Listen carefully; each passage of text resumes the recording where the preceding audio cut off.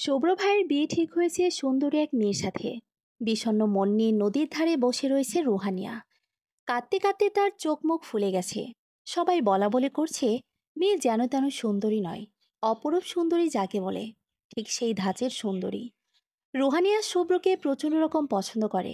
শুধু পছন্দ করে বললে ভুল হবে, অসম্ভব ভালোবাসে সে শুভ্রকে। বাড়ির বাদবাকি সবাই ভীষণ খুশি এই বিয়েতে, একমাত্র রুহানিয়া ছাড়া। তার কষ্টে বুক ফেটে যাচ্ছে। রুহানিয়াকে খুঁজতে খুঁজতে নদীর পাড়ে চলে এসেছে চৈত্রী। সে পেছনে দাঁড়িয়ে হাঁপাতে হাঁপাতে বলল, তুমি এখানে বসে আছো আপাই? ওদিকে বাড়ির সবাই হন্যে হয়ে তোমায় খুঁজছে। মেজাজ বিগড়ে যায় রুহানিয়ার। সে ঝাঁঝালো স্বরে চৈত্রীকে ধমক দিয়ে বলে, কেন? আমায় কি দরকার? বিয়ে তো আমার সাথে হচ্ছে না। আমি থাকলে কি আর না থাকলে কি? ধমক খেয়ে চৈত্রে প্রথমে একটু ভরকালেও পরক্ষণে নিজেকে সামলে নেয়। রুহানিয়া তার মেজ কাকার মেয়ে, অসম্ভব গুণের অধিকারী, সেই সঙ্গে খুব ভালো ছাত্রী সে, একদম ব্রাইট স্টুডেন্ট। সবার সঙ্গে কোমল কণ্ঠে কথা বলে। এমনকি চৈত্রীকে সে বাকি কাজিনদের থেকে বেশি ভালোবাসে, আদর করে। চৈত্রীরা যখনই শহর থেকে গ্রামে বেড়াতে আসে, তখন তাকে রুহানিয়ার সাথে রাতে থাকতে হয়। এতে চৈত্রীরও ভীষণ ভালো লাগে। মজার মজার গল্প শোনায়। সেই রুহানি আপা যে তার সঙ্গে এত খারাপ ব্যবহার করছে, এটা সত্যি বিস্ময়কর। এর মানে গন্ডগোল কিছু একটা আছে। সে ভয়ে ভয়ে রুহানিয়ার পাশে বসল। ফুলে ফেপে ওঠা মুখটার দিকে তাকিয়ে ক্রস্ত কণ্ঠে জানতে চাই, তুমি কাঁদছো? হ্যাঁ কাঁদছি। তাদের তোর কি? বাড়ি যা। চৌধুরী গেল না, সে বসেই রইল। খুব সাহস সঞ্চয় করে রুহানিয়ার এক হাত নিজের হাতের মুঠোয় নিয়ে বলল, আমায় বলো না আপাই, কি হয়েছে? চৌধুরীকে একটা কড়া কথা ধমক দিতে গিয়েও চুপ করে গেল রুহানিয়া। তার প্রচণ্ড কান্না পাচ্ছে। চিৎকার করে কাঁদতে ইচ্ছে করছে, কিন্তু সে চৈতের সামনে নিজেকে আর দুর্বল প্রমাণ করতে চাচ্ছিল না। দুহাতে চোখ মুছে উঠে দাঁড়িয়ে বলে, তুই ছোট মানুষ, বুঝবি না এত কিছু। চল বাড়িতে চল। আর শোন, খবরদার বাড়ির কাউকে কিছু বলবি না। চৈত্রী বলতে চাইল, তুমি ভুল বলছো আপাই, আমি মোটেও ছোট নই। সামনের মাস থেকে আমিও কলেজে যাব। কলেজে পড়া একটা মেয়েকে পিচ্চি বাচ্চা হয় কখনো? তবে কথাগুলো আর বলা হয়ে উঠল না। পথে মধ্যে একটা চমৎকার বিষয় আবিষ্কার করলো চৈত্রী। কিছু আগে কান্নাকাটি করা রুহানি এখন খিলখিল করে হাসছে। না, হাসির কোনো কারণ নেই। পথে ওদের মধ্যে আর কোনো কথাই হয়নি। বাড়ির সামনে সে অযথায় রুহানিয়া এমন শব্দ করে হাসছে। এর আসলে কারণটা কি? চৈত্রীর বোধগম্য হলো না। যদি সে ঘটনার মাথামুন্ডু কোনো কিছু স্পষ্ট অবলোকন করতে পারেনি, তথাপি রুহানিয়াকে হাসতে দেখে তার ভীষণ ভালো লাগছে। বাড়িতে ফিরে দেখলো হইচই কাণ্ড। মা, কাকিরা, মামিরা সবাই রান্নাবান্না নিয়ে ব্যস্ত ভীষণ। দুপুরের মধ্যে শুভ্রর শহরে বন্ধুরা সবাই দল বেঁধে গ্রামে আসবে। ওদের খাওয়ার বন্দোবস্তই করছিল সবাই। এছাড়া গায়ে হলুদের অনুষ্ঠানও আজ হবে। তাদের তো ব্যস্ততার শেষ নেই। ছোট মামি রুহানিয়া আর চৈত্রীকে একসাথে দেখে বলেন, এই যে মহারানী দুজন, কোথায় ঘোরাঘুরি হচ্ছে শুনি? শুভ্রর বন্ধুরা এই এলো বলে। যা গিয়ে ওদের জন্য ঘরদোরগুলো একটু পরিপাটি কর, পরিষ্কার কর। ভাইয়ের বিয়েতে হাত পা গুটিয়ে বসে থাকলে হবে? কথাগুলো এক জায়গায় স্থির হয়ে দাঁড়িয়ে বলেনি মামি। শেষের কথাগুলো ভাড়ার ঘরে যেতে যেতে বলেছেন। রুহানিয়া চল, বলে মেহমানদের জন্য বরাদ্দকৃত রুম গোছানোর জন্য চলে গেল। চৌধুরী ভ্রুকুচকে এখনো দাঁড়িয়ে আছে। শুভ্র ভাইয়ের বন্ধুরা আসবে, এজন্য সে কেন রুম গোছাতে যাবে? তার এত ঠেকা কিসের? ওদের কি হাত পা নেই নাকি? একদল বাচ্চা কাচ্চা দৌড়ে উঠানে এসে জড়ো হলো। ওরা দৌড়াদৌড়ি করে খেলছে। চৌধুরীর ভালো লাগলো না। তার যদি কাজ করতে হয়, তাহলে এই পিচ্চিগুলোরও করতে হবে। সে এক হাত কোমরে রেখে একটু ভাব নিয়ে দাঁড়ালো। অন্য হাত উঁচু করে বাচ্চাদের ইশারা করল। ভাবখানা এমন যেন এখনই জাতির পিতা বঙ্গবন্ধুর গুণধর্ণার্থী চৈত্রী গুরুত্বপূর্ণ ভাষণ দেবে। দুঃখের বিষয় হলো বাচ্চারা ওর ইশারা খেয়ালই করলো না। সে এবার গলা খাকারি দিয়ে ডাকলো, এই আন্ডা বাচ্চার দল, এদিকে আয়। ওরা একে অপরের দিকে তাকিয়ে এগিয়ে এলো। সাদা শার্ট আর হাফ প্যান্ট পরোয়া ছোট মামার ছেলে দুহাত বগল দাবা করে দাঁড়িয়ে বলল, কি হয়েছে সুইটহার্ট, ডাকো কেন? চৈত্রী চোখ বড় বড় করে তাকায়। 6 বছর বয়সী ওর মামাতো ভাই সমুদ্র। ভাবসাব দেখলে মনে হবে বাংলাদেশের সুপারস্টার শাকিব খান। সে একটা রামধমক দিয়ে বলল, মারবো? টেনে এক চর বেদব। স্ত্রী পাকা হয়ে গেছিস না, মামাকে দেব বিচার? সমুদ্র মুখে হাত দিয়ে হাসতে হাসতে বলে, পাপা জানে আমি তোমায় পছন্দ করি। পাশ থেকে ফপির মেয়ে টুম্পা বিস্ফোরিত দৃষ্টিতে তাকিয়ে বলল, সে কি রে? তুই না বলেছিলি তোর স্কুলের ক্লাসমেট মিতাকে পছন্দ করিস? সমুদ্র বলল, হ্যাঁ করি তো। স্কুলের ইংলিশ মিসকেও আমি পছন্দ করি, কিন্তু সবাইকে তো আর বিয়ে করব না। পাপাকে বলেছি বড় হয়ে আমি সুইটহার্টকে বিয়ে করব। সমুদ্রের কথা শুনে চৈতির মাথা ঘুরে পড়ে যাওয়ার উপক্রম। সমুদ্রের নামটা কে রেখেছে ঠিক মনে পড়ছে না, তবে যে রেখেছে একদম ঠিক নাম রেখেছে। সমুদ্রের বৈশিষ্ট্যের সাথে নামকরণ একদম পারফেক্ট।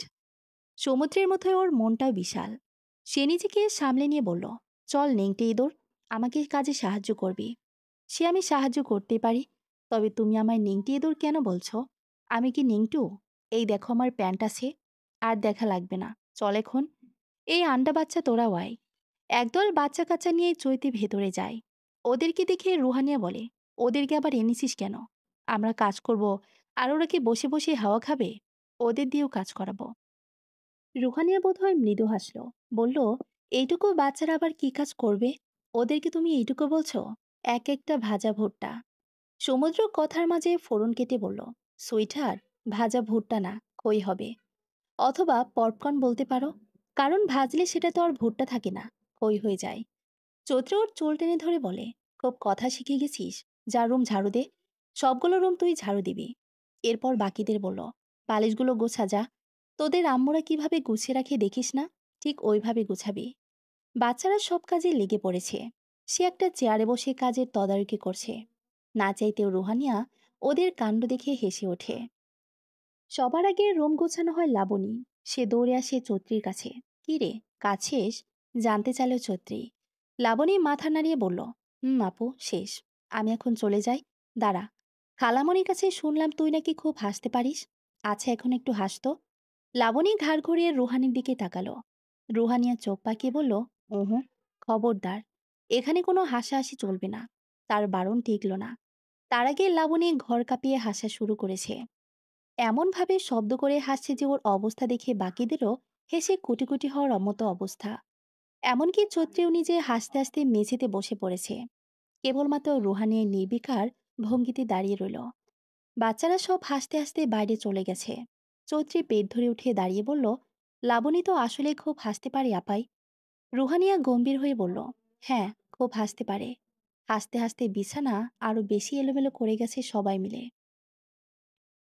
হাসি মিলিয়ে গেল চৈত্রীর। সত্যি সত্যি তো বিছানার দফা-রফা অবস্থা। ছোট চাচি রুহানিয়ার নাম ধরে ডাকছে। সে বের হওয়ার আগে বলে গেল, এখন সব গোছা তুই একা একা। চৈত্রীর ঠোঁট উল্টে কান্না করতে ইচ্ছে করছে। আন্ডা বাচ্চাদের একবার শুধু হাতের কাছে পায়, দেখাবো মজা। বিড়বিড় করতে করতে একা একাই ঘর গোছাতে লাগলো সে। ঘর গোছানো যখন প্রায় শেষের দিকে, সে সময়ে সমুদ্র দরজার সামনে এসে বলল, হ্যাঁ সুইটহার্ট, শুভ্র ভাইয়ের বন্ধুরা সবাই এসে পড়েছে। সবাই হেভি হ্যান্ডসাম জানো। তুমি কিন্তু ওদের সামনে যেও না, ভুলে যেও না। বাবা কিন্তু বলেছে তুমি আমার বউ হবে। চৌধুরী বালিশ হাতে তেড়ে যায় সমুদ্রকে মারতে। দরজার বাইরে যাওয়ার আগেই হৃষ্টপুষ্ট পেশিবহুল এক শরীরের সঙ্গে ধাক্কা খেয়ে পড়তে গিয়ে সে দরজা আঁকড়ে ধরে। তবুও সে টাল সামলাতে পারছিল না। তখন ছেলেটি বালিশসহ তার হাত টেনে ধরে। এই যাত্রায় বড় বাঁচা বেঁচে যায় চৈত্রী। পিচ্ছি বাচ্চা মানুষ, একটু দেখে শুনে চলবি তো। চৈত্রী চলে যাচ্ছিল, ছেলেটির কথা শুনে দাঁড়িয়ে পড়ে। অগ্নিদৃষ্টি নিক্ষেপ করে বলে, আপনি নিজে দেখে শুনে চলতে পারেন না? ছেলেটি হাঁ করে তাকিয়ে আছে। বলা বাহুল্য, চৈত্রীর ভিত্তিহীন রাগে সে বেশ হকচকিয়ে গেছে। শুভ্র সে সময় পেছন থেকে এসে ছেলেটির কাঁধে হাত রেখে বলে, কি রে, এখানে দাঁড়িয়ে আছিস কেন? তোর নাকি জরুরি চাপ এসেছে? ছেলেটি এবার শুভ্রর দিকে তাকিয়ে চোখ গরম করে বলে, আস্তে। শুভ্র ভেতরে ওকে দিতে দিতে বলে, কেন, কি হয়েছে? এই, তুই চৈত্রীকে লজ্জা পাচ্ছিস? ধুর, ও ছোট মানুষ, ওর সামনে লজ্জা কিসের? বাকি বন্ধুদের একজনের ডাক পড়ায় শুভ্র চৈতিকে বলল, ওকে ওয়াশরুমটা দেখিয়ে দে। চৈত্রী ছেলেটার হাত ধরে বালিশটা ঝড়ের গতিতে কেড়ে নিয়ে বলল, বাম পাশের রুমে গিয়ে ডানে যাবেন, তাহলে ওয়াশরুম পেয়ে যাবেন। এরপর সে বালিশটা যথাস্থানে রেখে বাইরে বেরিয়ে যায়। বিকেলে হলুদের বন্দোবস্ত করে সব বন্ধুরা মিলে একত্রে উঠানে চেয়ারে বসে আছে। সবাই শুভ্রকে নিয়ে হাসি তামাশা করছে। বন্ধুদের মধ্যে শুভ্রই প্রথম বিয়ে করছে। বাকিরা এখনো কেউ বিয়ে করেনি। ছোট মামি পিঠার প্লেট চৈতির হাতে দিয়ে বলল, এগুলো ওদেরকে দিয়াই। চৈত্রী গম্ভীর হয়ে বলল, দুঃখিত মামি, পারবো না। তিনি অবাক হয়ে বললেন, কেন? উত্তরের অপেক্ষা না করে তিনি রুহানিয়াকে বললেন প্লেট নিয়ে যেতে। যেহেতু বাড়ির কেউ জানে না তার মনের ভিতর কি ঝড় বয়ে যাচ্ছে, তাই সে নিজেকে যতটা পারছে স্বাভাবিক রাখার চেষ্টা করছে। সে চৈতির মতো করে চট করেই মামির মুখের ওপর না করতে পারল না। ভারী দীর্ঘশ্বাস গোপন করে দুহাতে দুটো পিঠার প্লেট নিয়ে এগিয়ে গেল। শুভ্র ওকে দেখে সবার সাথে পরিচয় করিয়ে দিয়ে বলল, ও আমার মেজো কাকার মেয়ে রুহানিয়া। খুব ব্রিলিয়ান্ট স্টুডেন্ট, সাইকোলজি নিয়ে অনার্স 2য় বর্ষে পড়ে। আর রুহানিয়া, ও হচ্ছে কাব্য, ও তিতাস ও দেব, রামিম, জিহাদ আর শিহাব। এভাবে একে একে নাম বলে পরিচয় করিয়ে দিচ্ছিল। রুহানিয়া ভদ্রতাসূচক হেসে সালাম দিয়ে সেই স্থান প্রস্থান করেছে। দূর থেকে ওদের পরিচয় পর্ব দেখছিল শুনছিল চৈত্রী। সে বিড়বিড় করে বলল, ও আচ্ছা, এই খাম্বাটার নাম তাহলে কাব্য। পিঠা খেতে খেতে পাশে এসে দাঁড়িয়েছে দিশা, রুহানি আপুর ছোট বোন, এবার কলেজে পড়ে। চৈত্রীর কাঁধে ভর দিয়ে দাঁড়িয়ে বলল, খাম্বা কে রে? চৈত্রী ভ্রুকুচকে দুপুরের ঘটে যাওয়া ঘটনাটি বলল। দিশা হাসতে হাসতে বলল, সুন্দর নাম দিয়েছিস তো। হুঁ, দেখিস না খাম্বার মতো শরীর। হলুদের অনুষ্ঠান শুরু হলো সন্ধ্যার দিকে। রুহানিয়া বাদে সবাই অনুষ্ঠানে অংশগ্রহণ করেছে। অজুহাত হিসেবে রুহানিয়া বলেছে তার হঠাৎ করে ভীষণ মাথা ধরেছে। এই অবস্থায় সে গায়ে হলুদে থাকতে পারবে না, তাই কেউ আর তাকে জোরাজুরি করেনি। হলুদ ছোঁয়ানো শেষে শুভ্রর বন্ধুরা গান গাইবে বলে জানালো। বড় মামি তখন ফট করে বলে ফেললেন, আমার ছেলে শিমুল কিন্তু খুব ভালো গান করে। চৈত্রের ইচ্ছে করছিল বড় মামিকে টেনে নিয়ে এসে মুখে স্কচ টেপ লাগাতে, কেননা সে বোকাশোকা ধরনের মানুষ। কি বলতে যে কি বলে ফেলে নিজেও বুঝে উঠতে পারে না। এই যে এখনই সে উল্টাপাল্টা একটা কথা বলে ফেলবে। চৈত্রী শিওর হলো তাই। তিনি শিমুলকে ডেকে বললেন, বাবা, সবাইকে একটা গান গাও শোনাতো। সবাই একসাথে হৈ হৈ করে উঠল। হ্যাঁ, জুনিয়র শিল্পীদের তাহলে গান শুরু হোক, বলল কাব্য। শিমুলটা হয়েছে আরো বোকা, বোকা মানব একটা। কিন্তু ভেতরে ভেতরে তার ব্যাপার সোয়ানাগিরি। সে তার মায়ের দিকে বোকা চাহনি দিয়ে জিজ্ঞেস করলো, কোন গানটা গাইবো মা? একটা দেশাত্মবোধক গান গা। হায়রে কপাল, গায়ে হলুদে নাকি দেশের গান। শুভ্র ভাই বিয়ে করবে নাকি নতুন করে দেশ স্বাধীন করবে, ভেবে পাচ্ছে না চৈত্রী। কাব্য আরও উৎসাহ দিয়ে বলল, ঠিক ঠিক, দেশের মানুষ, দেশের গান দিয়ে সবকিছু শুরু করা উচিত। শিমুল উৎসাহিত হয়ে গান শুরু করলো, যদি রাত পোহালে শোনা যেত, বঙ্গবন্ধু বেঁচে নাই। চৌত্রির সঙ্গে সঙ্গে শিমুলের মুখে হাত রেখে চিবিয়ে চিবিয়ে বলল, গাধা, তোর গান শুনলে বঙ্গবন্ধুর পুনরায় মরতে ইচ্ছে করত। বেঁচে নাই না, ওটা মরে নাই হবে। উপস্থিত সবাই একত্রিত হাসছিল। আশ্চর্যের বিষয় হলো মামি নিজে ওদের হাসিতে যোগ দিয়েছে। না, চৈত্রে আর কিছু বলার নেই। সে দীর্ঘশ্বাস নিয়ে চুপ করে রইল। শুভ্র ভাইয়ের বন্ধুদের গানের গলা বেশ ভালো। সবাই মিলে একত্রে যখন গান গাইছিল, শুনতে বেশ ভালো লাগছিল। তবে গান বেশি দূর এগোলো না। এর আগেই ঝুমঝুম করে বৃষ্টি পড়তে শুরু করে। কি আশ্চর্য, আকাশে তো মেঘই ছিল না এতক্ষণ। হঠাৎ করে এমন বৃষ্টি হচ্ছে কেন? সবাই দৌড়াদৌড়ি করে ভেতরে যাচ্ছিল। ওই সময় ঘটে আরেক বিপদ। উঠানে স্লিপ খেয়ে পড়ে যায় চৈত্রী। সবাই যে যার মতো চলে যাচ্ছে, কেউ চৈত্রীকে খেয়াল করছে না। বুক ফেটে কান্না আসছে চৈতির, পায়ে বেশ ব্যথাও পেয়েছে। কাদা দিয়ে হলুদ শাড়ির একদম যাতা অবস্থা হয়েছে। সে উঠে দাঁড়ানোর চেষ্টা করে দেখল বৃষ্টি ভেজা একজন যুবক তার সামনে এসে দাঁড়িয়েছে। তার কপালের উপর পড়ে থাকা চুল বিয়ে চুপটুপ করে পানি পড়ছে। মৃদুমন্দ আলোতে চৈত্রী দেখতে পেল ছেলেটি কাব্য। কাব্য চৈত্রীর দিকে এক হাত বাড়িয়ে দিয়ে বলল, আরে মিস বাচ্চা পার্টি, পড়ে গেছো, ওঠো ওঠো। চৈত্রী কাব্যের হাত ধরে উঠে দাঁড়ালো। হেঁটে যেতে পারবে, জানতে চাইল কাব্য। চৈত্রী অসহায় দৃষ্টিতে তাকিয়ে রয়েছে। অবস্থা বেগতি, হাঁটতে কষ্ট হবে। শুভ্র তখন দৌড়ে আসে, জিজ্ঞেস করে, এখনো ভিজছিস কেন তোরা? ভেতরে চল। চৈত্রী কাঁদো কাঁদো স্বরে বলল, পায়ে ব্যথা ভাইয়া, কোলে নাও। শুভ্রই চৈত্রীকে কোলে করে ভেতরে নিয়ে যায়। যাওয়ার আগে এমনভাবে কাব্যর দিকে তাকায় যেন চোখের দৃষ্টি নিয়েই ভস্ম করে ফেলবে। কাব্য ভ্রুকুচকে তাকায়, এই মেয়েটা এমন কেন? পরদিন সকালে মন খারাপ করে উঠানে চেয়ার নিয়ে বসেছিল চৈত্রী। তার পায়ের ব্যথা ভালো হয়নি। সবার মতো হৈহুল্লোড় করে শুভ্রবাইয়ের বিয়ে উপভোগ করা হবে না তার। তাকে হয়তো রুহানের মতো ঘরে হাত পা গুটিয়ে বসে থাকতে হবে। বিরহে সে বসে বসে বিরিয়ানি খাচ্ছিল। এর মধ্যে যতবার সে কাব্যকে দেখেছে ততবার খেয়াল করেছে কাব্য তাকে দেখলে কেমন মিটিমিটি হাসছে। বিষয়টা প্রথম দিকে এড়িয়ে যেতে চাইলেও পরে আর পারল না। সে গম্ভীর দৃষ্টিতে কাব্যর দিকে তাকিয়ে থাকে। কাব্য তখন ব্যস্ত ছিল। ব্যস্ত তো সবাই, কারো নজর অন্যদিকে না থাকলেও চৈত্রীর চাহনি কাব্যর দৃষ্টি এড়ায় না। সে মিটিমিটি হাসতে হাসতে এগিয়ে যায়। একটা চেয়ার টেনে চৈত্রীর মুখোমুখি বসে বলে, কি ব্যাপার মিস বাচ্চা পার্টি, অমন করে তাকিয়ে আছো কেন? রাতের খাবারটা কেমন ছিল? হুঁ, কোন খাবার? ও যে স্লিপ। হা হা হা, কি ধুরুন্ধর লোক! পড়ে গেছে বলে সেটা নিয়ে এখন মজা উড়াচ্ছে। চৈত্রী অবশ্য একটুও রাগলো না। ইনোসেন্টের মতো করে বলল, মন খারাপ লাগছে। সে কি? কেন? আমার বোধহয় বরযাত্রীর সাথে যাওয়া হবে না। পা দেখিয়ে বলল চৈত্রী। একটু থেমে আবার বলল, একটা কাজ করে দেবেন? কি? ওই যে মুরগির ছোট বাচ্চাটা দেখতে পাচ্ছেন, একা একদিকে দাঁড়িয়ে আছে, ওকে আমার কাছে এনে দিন। আমি তো হাঁটতে পারছি না, না হলে আমি নিয়ে আসতাম। আমি এনে দিচ্ছি, সমস্যা নেই। কিন্তু তুমি মুরগির বাচ্চা দিয়ে কি করবে? হাতের তালুতে দাঁড় করিয়ে দেখব। ছোটবেলায় মন খারাপ হলে মা খাঁচা থেকে মুরগির বাচ্চা বের করে হাতের তালুতে দিত। কাব্য হেসে বলল, আচ্ছা ঠিক আছে। কাব্য মুরগির বাচ্চা আনতে যাচ্ছে, আর চৈত্রী অপেক্ষা করছে সার্কাস দেখার জন্য। যেই না কাব্য মুরগির বাচ্চাটিকে তুলে নিয়ে আসছিল, অমনি মা মুরগি দৌড়ে এসে কাব্যর মাথায় উঠে গেল। ইচ্ছে মতো মাথায় ঠোকর দিচ্ছে। কাব্য কোনো মতেই মুরগিকে সরাতে পারছিল না। এদিকে ব্যথায় তার জীবন যায় যায় অবস্থা। চৈত্রী খিলখিল করে হাসে। কাব্যর চিৎকার চেঁচামেচিতে ঘর থেকে সবাই বেরিয়ে আসে। চৈত্রীর মা বললেন, এ কি, কি হচ্ছে? কাব্য মুরগিকে সরাতে না পেরে বাধ্য হয়ে বাচ্চাটিকে নিচে রেখে সামনে থাকা পুকুরে ঝাঁপ দেয়। চৈত্রী হাসতে হাসতে তার মাকে বলে, মুরগি আদর হচ্ছে মা। মেয়ে বিয়ে দিলে তার বরকে যেমন জামাই আদর করা হয়, শুভ্র ভাইয়ের বন্ধুকে করা হচ্ছে মুরগি আদর। চৈত্রীর গালে 4টা থাপ্পড় গুনে গুনে যদি দিতে পারত, তাহলেই মনে শান্তি পেত কাব্য। বেশি জোরে দেওয়া যাবে না, ছোট ছোট করে চট দিতে হবে, নতুবা মেয়েটা আবার ব্যথা পাবে। সে গায়ে পাঞ্জাবি জড়াতে জড়াতে এসব ভাবছিল আর হাঁচি দিচ্ছিল। গ্রামের নদী কিংবা পুকুরের পানিতে গোসল করার স্বভাব তার নেই একদম। সে আয়নায় দেখল চৈতি খড়িয়ে খড়িয়ে ওর ঘরের দিকে আসে। কাব্য রেগে তেড়ে মেরে এগিয়ে যায় চৈত্রীর দিকে। তখন সবাই ছিল বলে কিছু বলতে পারেনি, কিন্তু এখন তো শিকার নিজে থেকেই ধরা দিয়েছে। অবশ্যই এই রুমে কাব্য ছাড়াও বাকি বন্ধুরা রয়েছে। বন্ধুদের টপিক আলাদা।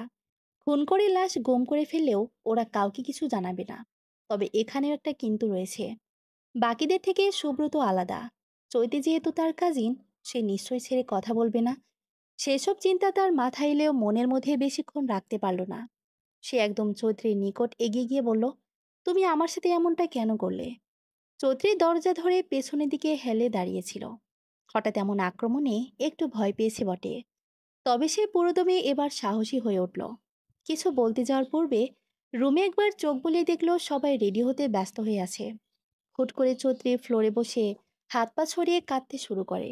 ভ্যাবাচাকা খেয়ে তাকিয়ে আছে কাব্য। চৌধুরী কাঁদতে কাঁদতে বলে, ধাক্কা মেরে ফেলে দিলেন কেন? কান্না শুনে উপস্থিত সবাই এগিয়ে আসে। শুভ্র চৌধুরীর মাথায় হাত বুলিয়ে বলে, কি হয়েছে চৈত্রী? কাঁদছিস কেন? চৈত্রী ঠোঁট বাঁকিয়ে আঙ্গুল দ্বারা কাব্যর দিকে ইশারা করলো। ভাঙ্গা ভাঙ্গা গলায় বলল, উনি ফেলে দিছে। কাব্য হকচকিয়ে বলে, আমি ফেলি নাই। আপনি না ফেললে আমি পড়লাম কিভাবে? তুমি ইচ্ছে করেই পড়েছ। মিথ্যে কথা। ফেলে দিয়ে আবার মিথ্যে কথা বলছেন। শুভ্র ভ্রুকুচকে কাব্যর দিকে তাকিয়ে রয়েছে। সে জানে কাব্য কতটা দুরন্তপ্রবণ আর ফাজিল। অন্যদিকে সে তার বোনকে খুব ভালো করে চেনে। পিচ্ছিগুলো এত চঞ্চল নয় যতটা চৈত্রী নিজে। সে কাকে রেখে কাকে বিশ্বাস করবে বুঝতে পারছে না। এদিকে আস্তার বিয়ে, কোনোরকম ঝামেলা না হলেই তো ভালো। সে গম্ভীর হয়ে বলল, আচ্ছা ঠিক আছে, বাদ দে এখন এসব। কাব্য হয়তো খেয়াল করেনি। শুভ্র চৈতিকে ধরে উঠাতে চাইল। হাত ছড়িয়ে নিল চৈত্রী। সে গাল ফুলিয়ে বলল, এখন তো বন্ধুর সাফাই গাইবে। এরপর সে তিতাসের দিকে হাত বাড়িয়ে দিয়ে বলে, আমায় একটু উঠান তো। তিতাস হা করে কিছুক্ষণ তাকিয়ে থেকে হাত বাড়িয়ে চৈত্রীকে ধরে ওঠায়। চৈত্রী চলে যাওয়ার পর শুভ্র মুখ গোমরা করে কাব্যকে বলে, শুধু শুধু ওকে ফেলে দিয়ে কি হলো? কাব্য বিস্ফোরিত দৃষ্টিতে তাকিয়ে বলল, তুই ওর কথা বিশ্বাস করছিস? তাহলে কি তোর কথা বিশ্বাস করব? কাব্য আর কিছুই বলল না। শুধু মনে মনে এইটুকু ঠিক করে রাখলো, সে এবার আর চৈত্রীকে ছেড়ে কথা বলবে না। ছোট বলে এড়িয়ে যাওয়ার চেষ্টা করছিল, বাট এই মেয়ের ভেতরে যে শয়তানি বুদ্ধি কিলবিল করে, সেটা সে খুব ভালো করেই বুঝতে পেরেছে। সে যখন ক্রোধ নিয়ে তখনও দাঁড়িয়েছিল, চৈত্রী ওকে দিয়ে কাব্যকে চোখ টিপ দিয়ে যায়। কাব্য বেশ বুঝতে পারে এতক্ষণ সে লুকিয়ে শুভ্রর বলা কথাগুলো শুনেছে, এবং সে তার উদ্দেশ্যে সাকসেস। এবার কাব্যর ক্রোধ আরো বেড়ে যায়। সে বিড়বিড় করে বলে, সে বিড়বিড় করে বলে, অসম্ভব পিচ্চি বাচ্চা। তোমার 12টা যদি আমি না বাজাই তো দেখিও। বরযাত্রীতে যারা যাবে সবাই রেডি। দরজা ধরে দাঁড়িয়ে রয়েছে চৈত্রী। তার বরযাত্রীতে যাওয়া হবে না। এভাবে খুঁড়িয়ে খুঁড়িয়ে কি আর বউ আনতে যাওয়া যায়? বাচ্চা পার্টি সব হুড়মুড় করে দৌড়ে গিয়ে গাড়িতে উঠেছে। সমুদ্র মাঝখান থেকে ফিরে আসে। চৈত্রীকে বলে, তুমি মন খারাপ করো না সুইটহার্ট, আমি খুব জলদি বউ নিয়ে ফিরে আসবো। চৈত্রী ভ্রুকুচকে তাকায়। সমুদ্রের কথাবার্তা শুনে মনে হচ্ছে সে সমুদ্রের দুঃখের সাগরে ভাসছে। শুভ একটা দিন, তাই সে সমুদ্রকে বকল না। কাব্য তখন পাশ দিয়ে যাওয়ার সময় ইচ্ছে করে চৈত্রীকে ধাক্কা দিয়ে যায়। পড়তে গিয়ে সে আশ্রয় খুঁজে পাচ্ছিল না। সামনে তখন কাব্য ছিল সীমানার মধ্যে। সে আর উপায়ন্তর না পেয়ে কাব্যের পাঞ্জাবি আঁকড়ে ধরে ঝুলে পড়েছে। সমুদ্র তখন চেঁচিয়ে বলে ওঠে, হাই আল্লাহ, হাই আল্লাহ, তুমি আমার সুইটহার্টকে গলায় ঝুলিয়ে নিলে কেন? সুইটহার্ট আমার, আমার গলায় ঝুলবে। কাব্য চৈত্রীকে সরিয়ে দেয়। চাপা স্বরে বলে, গলায় ঝুলে পড়ার স্বভাব কেন এত? বাজে কথা বলবেন না একদম। বাজে কথা তুমি বলো মিথ্যাবাদী। কাব্যকে হাত ধরে টানতে টানতে নিয়ে যাচ্ছে সমুদ্র। সে ভীষণ রেগে আছে। রেগে রেগে কাব্যকে বলছে, তুমি আমার সুইটহার্ট থেকে দূরে থাকবে বলে দিচ্ছি। কাব্য যাওয়ার আগে আঙ্গুল নাড়িয়ে ইশারায় চৈত্রীকে বলে, তোমার খবর আছে। চৈত্রী ভেংচি কাটিয়ে মুখ ফিরিয়ে নেয়। বাড়ি বলতে গেলে এখন প্রায় ফাঁকা। আত্মীয় স্বজন সবাই গেছে বউ আনতে। শুভ্রর মা, রুহানিয়া আর চৈত্রী রয়ে গেছে। সকালে ঘুম ভাঙার পর আর রুহানিয়ার দেখা পায়নি চৈত্রী। হুট করে সে উধাও। শুভ্ররা যাওয়ার পর বাড়িতে ফিরেছে। কোথায় ছিল জানতে চায় বলেছে, বান্ধবীর বাসায়। চৈত্রী উদাস নয়নে ধীরে ধীরে হাঁটছিল। বাড়ির পেছন দিকটায় ঢোলকর্মীর গাছ, পেয়ারা গাছ বেয়ে ওপরে উঠেছে। বেগুনি রঙের বেশ কয়েকটা ফুলও আছে। একটা ফুল ছিঁড়ে নিয়ে সে রুহানিয়ার ঘরে যায়। বিছানার উপর আধশোয়া রুহানিয়ার শরীর কাঁপছিল। দূরত্ব কমার পর বোঝা গেল সে কাঁদছে। আপু, কি হয়েছে? চৈত্রীর গলা শুনে উঠে বসে রোহানিয়া। শব্দ করে কেঁদে জড়িয়ে ধরে। ফুপিয়ে ফুপিয়ে বলে, আমার খুব কষ্ট হচ্ছে চৈত্রী, আমি আর সহ্য করতে পারছি না। চৈত্রী জানে না কি হয়েছে, কেনই বা রুহানিয়া এভাবে কাঁদছে। তবুও সে রুহানিয়াকে শক্ত করে জড়িয়ে ধরে। সে জিজ্ঞেস করার সাহস পাচ্ছে না, কিসের এত কষ্ট আপুর? রুহানিয়া ফুপিয়ে ফুপিয়ে নিজে থেকেই বলে, একতরফা ভালোবাসায় এত কেন কষ্ট বলতে পারিস? চৈত্রীর ভালোবাসা সম্পর্কে কোনো ধারণা নেই। অসংখ্য ভালোবাসার প্রস্তাব পেলেও কখনো সম্পর্কে জড়ানো হয়নি তার। বান্ধবীদের দেখলে হঠাৎ মনে শখ জাগত, প্রেম কি জিনিস জানার জন্য। কিন্তু বাবা মায়ের ভরে সেই শখ শখ পর্যন্তই আটকে আছে। তবে সে তার বান্ধবীদের হাসতে যেমন দেখেছে, কাঁদতেও দেখেছে। কিন্তু এমনভাবে তো দেখেনি রুহানি আপু ভালোবাসে কাকে। শুভ্র ভাইয়ের বিয়েটা আমি কিছুতেই মানতে পারছি না। এবার বিস্ময়ের পালা চৈত্রীর। সে তো ভাবতেও পারছে না রুহানিয়া শুভ্রকে ভালোবাসতে পারে। তুমি শুভ্র ভাইকে ভালোবাসো? ভাইয়া জানে? রুহানিয়া কেঁদে মাথা নাড়ায়। চৈত্রী কি বলে সান্ত্বনা দেবে বুঝে উঠতে পারছে না। সে শুধু জড়িয়ে ধরে চুপ করে বসে আছে। হঠাৎ করে রুহানিয়া চোখ মুছে বলল, অন্য ঘরে যা চৈত্রী, আমার কিছু ভালো লাগছে না। আমি থাকি আপাই, যা প্লিজ, অসহ্য লাগছে সবকিছু। চৈত্রী ভয়ে ঘর থেকে বেরিয়ে যায়। এখন তার মন প্রচণ্ড খারাপ হয়ে গেছে। সে যদি আগে সব জানতো, তাহলে শুভ্র ভাইকে বলতো সে যেন অন্য কোথাও বিয়ে না করে। ভারাক্রান্ত মন নিয়ে সে বড় কাকির ঘরে যায়। কিছু মানুষ এখানেও রয়েছে। চৈত্রীকে দেখে বড় কাকি বললেন, কি হয়েছে চৈত্রী, খাবি না কিছু?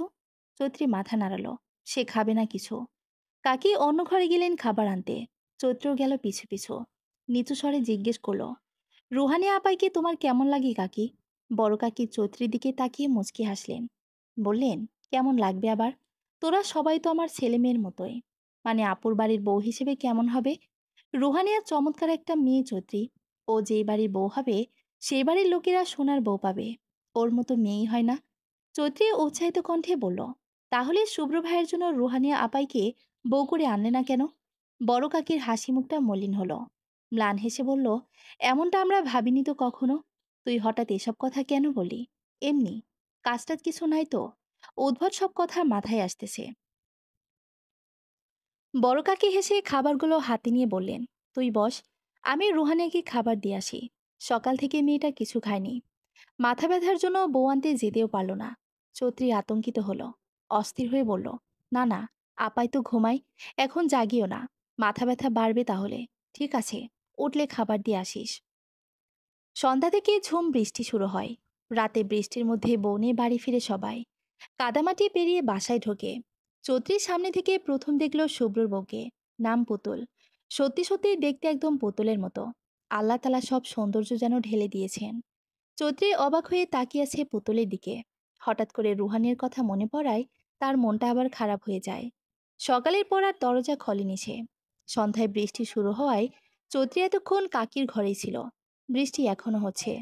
রুহানি আপুর একটা খবর নেওয়া প্রয়োজন। সে ছাতা নিয়ে বের হয় রুহানিয়ার রুমে যাওয়ার জন্য। জিহাদ বৃষ্টিতে ভিজতে ভিজতে বাড়ি থেকে বের হয়েছে। বিয়ে বাড়ি থেকে ফিরে রুমে যখন পোশাক পাল্টাচ্ছিল তখন জানালা দিয়ে দেখতে পায় একটা মেয়ে বাড়ির পেছনে বাগানে ভিজছে। মৃদুমন্দে আলোতে মনে হচ্ছে মেয়েটা রোহানিয়া। সে বিষয়টা এড়িয়ে যেতে চাইলেও পারল না, তাই বৃষ্টির মধ্যেই বেরিয়ে গেল। রুহানিয়া না? কি করছেন আপনি? রুহানিয়া গাছের শক্ত একটা ডালে দড়ি বাঁধার চেষ্টা করছিল। হঠাৎ করে পুরুষালী কণ্ঠস্বর শুনে সে ভীত দৃষ্টিতেই তাকায়। জিহাদকে দেখতে পেয়ে পাল্টা প্রশ্ন করে, আপনি এখানে? আমি এসেছি আপনার জন্য। কিন্তু আপনি এখানে কেন? কি করছেন? দড়িটা হাতের পেছনে লুকিয়ে ফেলে রুহানিয়া। বৃষ্টিতে ভিজে এখন ঠান্ডা লাগছে। শীতে কাঁপতে কাঁপতে বলে, কিছু করছি না। আপনি ভেতরে যান। আপনিও চলুন। আমি যাব না। কেন? বাড়ির লোকজনকে ডাকবো আমি? রুহানিয়া চুপ করে থাকে। জিহাদও কিছুক্ষণ নীরব থাকে। দড়িটা দেখতে পায় সে। ভ্রুকুচকে বলে, আপনি সুসাইড করতে এসেছেন? রুহানিয়ার রুমের দরজা খোলা। ঘরও ফাঁকা। বাকি কারো রুমের খোঁজও পাওয়া গেল না। এবার তার ভয় লাগছে। রুহানি আপা কোথায় চলে গেল? ভয়ে তার কান্না পাচ্ছে। সে গুটি গুটি পায়ে শুভ্রর বন্ধুদের রুমে যায়। দরজায় নক করতে দরজা খুলে দেয় কাব্য। চৌধুরীকে দেখে কর্কশ কণ্ঠে বলে, এই যে মিস বাচ্চা পার্টি, এখানে কি জ্বালাতে চলে এসেছ? চৌধুরী সব কথার কোনো উত্তর দিল না। জিজ্ঞেস করলো, রুহানিয়া আপাই কি এখানে আছে? কি আজব! সে এখানে কেন থাকতে যাবে? তাও এতগুলো ছেলের রুমে। মাথা কি গেছে নাকি? মাথা যাবে কেন? কোথাও খুঁজে পাচ্ছিলাম না তাই জিজ্ঞেস করেছি। না এলে বলবেন নেই। অযথা এসব বলেন কেন? চৌধুরীর কথা বলার ভঙ্গিটা অন্যরকম ছিল। আগের মতো চঞ্চলতা কিংবা কটিলতা ছিল না। বরঞ্চ কথা বলার সময় তার গলা কাঁপছিল। সে পুনরায় কিছু জিজ্ঞেস করার পূর্বে চৌধুরী চলে যায়। তবে সে যাচ্ছিল বাড়ির পেছনের দিকে। এত রাতে বৃষ্টির মধ্যে বাগানের বাইরে যাওয়ায় কাব্য নিজেও ছাতা নিয়ে বেরিয়ে আসে। পেছন থেকে বলে, এই, তুমি এত রাতে কোথায় যাও? চৌধুরীর প্রশ্ন শুনে কোনো উত্তর দিল না। পাশাপাশি হাঁটছে দুজন। কাব্য প্রশ্নের উপর প্রশ্ন করে কোনো উত্তর পাচ্ছে না। বিদ্যুৎ চমকানোর শব্দেও চৌধুরী ভয় পানিয়ে এটা দেখে কাব্য বেশ অবাক হয়। বিড়বিড় করে বলে, কি মেয়ে রে বাবা, ভয় লাগে না? আমি আপনার মতো এত ভীতু নই। অসভ্য মেয়েরা এমনই হয়। কিছুটা সামনে এগিয়েছিল চৌধুরী। কাব্যর এই কথা শুনে রাগে সে কিছু বলার জন্য ঘুরে দাঁড়িয়ে বলল, শুনেন। পেছনে তাকিয়ে দেখে কেউ নাই। ভয় পেয়ে যায় চৌধুরী। কোথায় গেল? এটা কাব্য ছিল নাকি ভূত? গঙ্গানির শব্দে তখন ভেসে আসে, আমি এখানে। চৌধুরীর চারদিকে দৃষ্টি বুলিয়ে বুঝতে পারে গঙ্গানির শব্দ আসে পাশের কচুর ঝোপ থেকে। ওখানে নোংরা পানির অভাব নেই। সে এগিয়ে যায়। আপনি এখানে কি করছেন? চৌধুরীর বোকা বোকা কথা শুনে মেজাজ চটে যায় কাব্যর। একে তো স্লিপ খেয়ে এখানে পড়ে গেছে, তার উপর এমন উদ্ভট প্রশ্ন। সে চিবিয়ে চিবিয়ে বলল, কচু খেতে আসছি। কচু? কচু? কাব্যর তেরা বেড়া বাঁকা কথা শুনলে মেজাজ খারাপ হয় চৌধুরীর। সে চিবিয়ে চিবিয়ে বলে, কচু খাওয়ার ইচ্ছে জাগলে কাকিকে বলতেন, রান্না করে দিত। বাজে কথা বলবেন না তো। কথার ধরনে বোঝো না আমি কিভাবে বলেছি? না, আমি এত কিছু বুঝি না। বুঝতে হবে না বেয়াদব মেয়ে। আমাকে ধরে তোলো। যেই মেয়ের মাঝে সুয়াদব আছে তাকে গিয়ে বলুন তুলতে। আমি পারবো না। চৌধুরী সত্যি সত্যি সেখান থেকে চলে গেল। বাড়ির পেছনে পেল না রুহানিয়াকে। এবার তার ভয় লাগছে। রুহানিয়া কোথায় চলে যায়নি তো? সে নিরাশ হয়ে ঘরে ফিরে। শঙ্কিত মনের আশঙ্কার কথা কাউকে বলতেও পারছে না। এদিকে অস্থিরতায় বুকের ভেতরটা হাঁসফাঁস করছে। সমুদ্র দৌড়ে আসে ঘরের ভিতর। চৌধুরীর হাত ধরে বলে, সুইটহার্ট, রুহি আপু ডাকে তোমায়। রুহানিয়া ডাক শুনে বেশ চমকে যায় চৌধুরী। সময় বিলম্ব না করে তখনই উঠে দাঁড়ায় সে। মিস রুহানিয়া, এমন কোনো শোকের ভেতর আছেন আপনি? কি জন্য সুসাইডকে সমাধান মনে করছেন? জিহাদের প্রশ্নের উত্তর রুহানিয়ার কাছে থাকলেও সে কোনো উত্তর দিতে পারল না। জিহাদ তার নীরবতাকে প্রশ্রয় না দিয়ে বলল, চুপ করে থাকবেন না, উত্তর দিন। আমি আপনাকে এত কিছু বলতে বাধ্য নই। তাহলে আমি আপনার বাসায় ইনফর্ম করি। সেটা নিশ্চয়ই ভালো হবে না। আপনি আমাকে থ্রেট করছেন। আপনার যদি মনে হয় আমি আপনাকে থ্রেট করছি, তাহলে তাই ধরে নিন। তবু আমি জানতে চাই, এমন জঘন্যতম পথ বেছে নেওয়ার কারণ কি? আমি বলতে পারবো না। বেশ, বলতে হবে না। তবে আমি একটা কথা বলছি, সুসাইড কখনো কোনো সমাধান হতে পারে না। আমি এতটুকু অন্তত বুঝতে পারছি, আপনি হয়তো এমন কোনো সিচুয়েশনে আছেন যেখানে কষ্টের পরিমাণ অনেক বেশি। কিন্তু একটা কথা কি জানেন? দুনিয়াতে সর্বদা সুখের আশা করাটা বোকামি। জীবন কখনোই একই নিয়মে, একই গতিধারায় চলে না, চলতে পারে না। স্রোতের মতো ভেসে ভেসে হয় এক কূলে যাবে, নয়তো ওই কূলে। এর এক কূলে থাকে সুখ, অন্য কূলে থাকে দুঃখ। আপনাকে সুখের সময় এটা মনে রাখতে হবে যে হয়তো খুব নিকটেই আপনার জন্য দুঃখ অপেক্ষা করছে।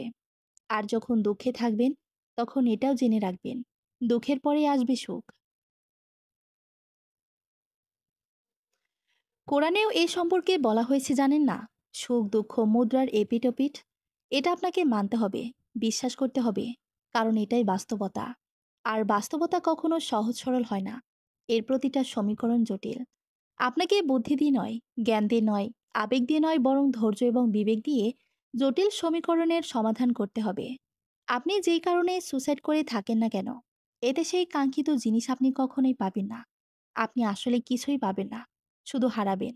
ইহকাল, পরকাল দুটোই হয়ে যাবে আপনার জন্য জাহান্নাম।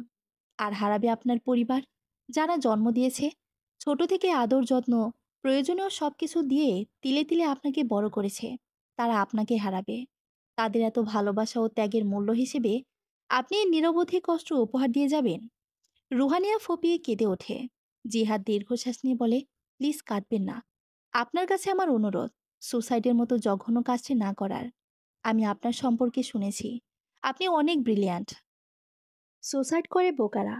রুহানিয়া কাঁদছে এখনো। জিহাদ বুঝতে পেরেছে রুহানিয়ার মাথা থেকে আপাতত সুসাইডের ভূত নেমেছে। তাই সে খুব কোমল স্বরে বলল, এখন রুমে যাবেন, আসুন। দড়িটা নিয়ে দূরে ছুঁড়ে ফেলল জিহাদ। তারপর দুজনে অন্য সাইড দিয়ে ঘুরে বাড়িতে এসেছে। আয়নার সামনে দাঁড়িয়ে চুল আঁচড়াতে আঁচড়াতে জিহাদের বলা কথাগুলোই ভাবছিল রুহানিয়া। চৌত্রী হন্তদন্ত হয়ে রুমে আসে তখন। কোথায় ছিলে তুমি? জানো, তোমায় কত খুঁজেছি আমি। চৌত্রীর উত্তর না দিয়ে রুহানিয়া বলল, তোরা ঢাকায় ফিরবি কবে? বৌভাতের পরের দিন। কেন? আমিও যাব তোদের সাথে। এখানে আমি থাকতে পারবো না, দম বন্ধ হয়ে মারা যাব।